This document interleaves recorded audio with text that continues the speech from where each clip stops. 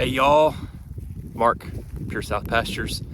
It's springtime and stuff is greening up, and everybody else, it seems like everybody else's cows are just out there grazing every little bit of green they can get. What should we do? Is it time to graze yet? Should we let the cows out? We're going to talk about that today. Hang in with us.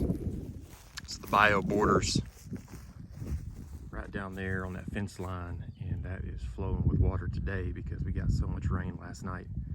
The pastures on the front side of the farm are way up into the pasture. Some places, well, even down there you can see it's almost up to the top of the fence post. So a lot of water. It'll go down pretty quick. That's just what we deal with here in March. So we got a lot of weeds growing. Someday this is going to be awesome forage, but for now it's weeds. The cows will take a bite of everything green that they can get. So every time I move, even if I'm just trying to tighten up the fence with these fence posts, every time I shift a fence post where it gives them a little swath of green, they run over to it and get every bite that they can get from it. But that's what that cow right there is doing. I just tightened up that fence by pushing a fence post out just a little bit. If you deal with these step-in posts, you know what I'm talking about. Sometimes you need to tighten it up, so you just kick the post out just a little bit. But I just put a bale of hay out here. That's how we do it, right there with that trailer, four-wheeler. That way I don't get things too muddied up, create a bunch of ruts. But I just put just a little bit out for this evening, and then I'll give them more in the morning. I spread it out with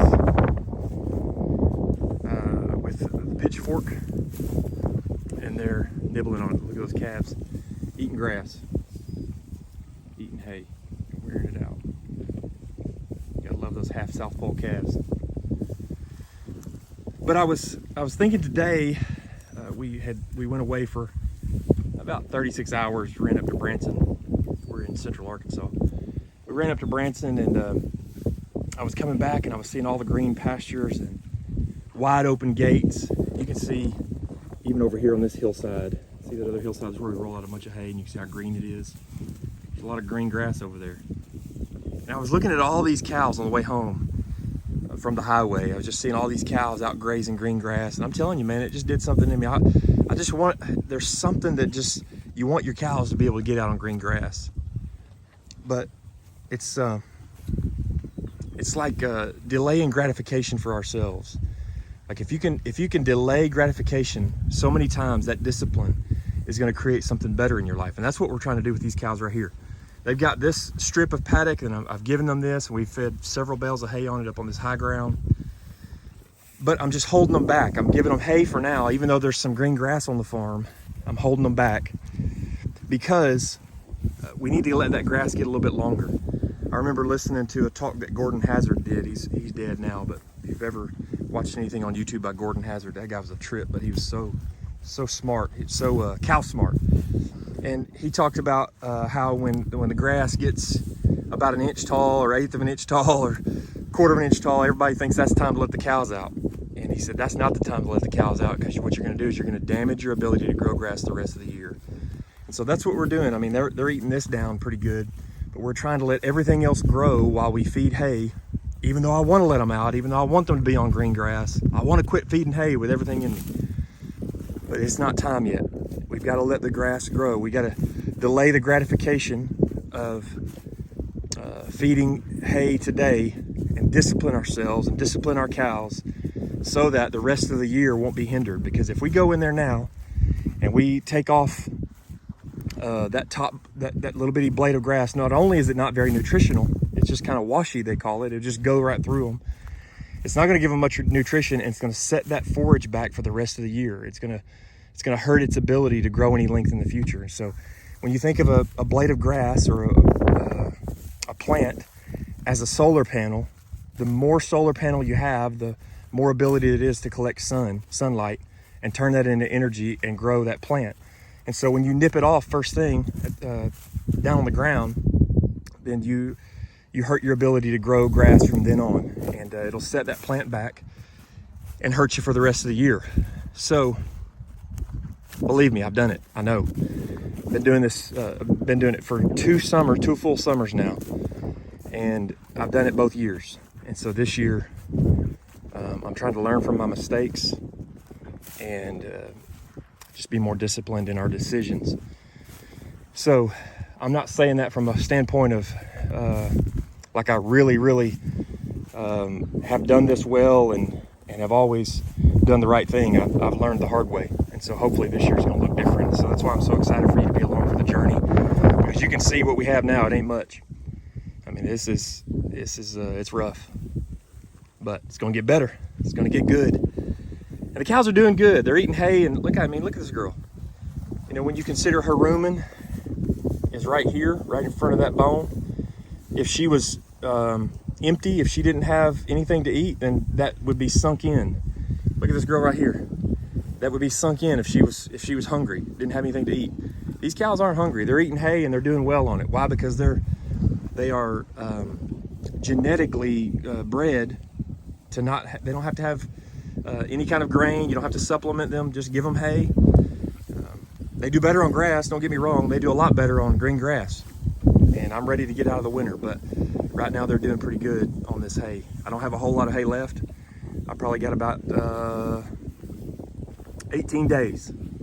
So hopefully in 18 days, we'll see. Only time will tell. I hope I don't have to buy any more. Hopefully in 18 days, we'll grow some grass. And these girls and boys are gonna be happy. They're gonna be excited. So we need to put a little bit of weight on a couple that we're gonna slaughter, send to the butcher. Look at this guy. He's getting up in there. I'm telling you, there's something. He thinks that's good up in there. I'll kick all that off in a minute with the pitchfork. But they're eating, eating right out of the trailer. That's a calf from this year. He's a half South Pole. Little bull. I don't know what he'll end up being. We'll have to keep our eyes on him. I'll do a video sometime about our decision when we band, how we make that decision, and when we make it. We probably make it a little later than most people, but there's a reason for that. We'll see if over time if that's the right way to do it or not, but I don't know, we're learning. I think I say that every video.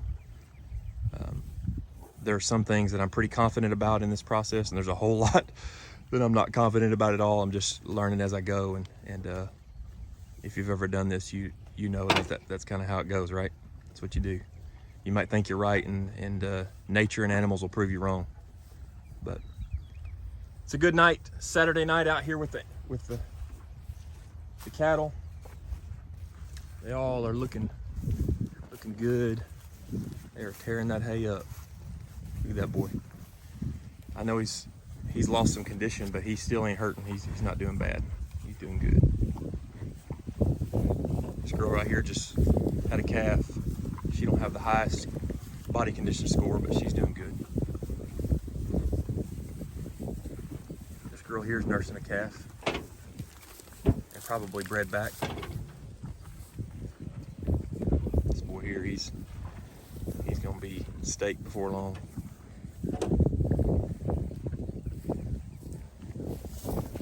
Grass-fed beef.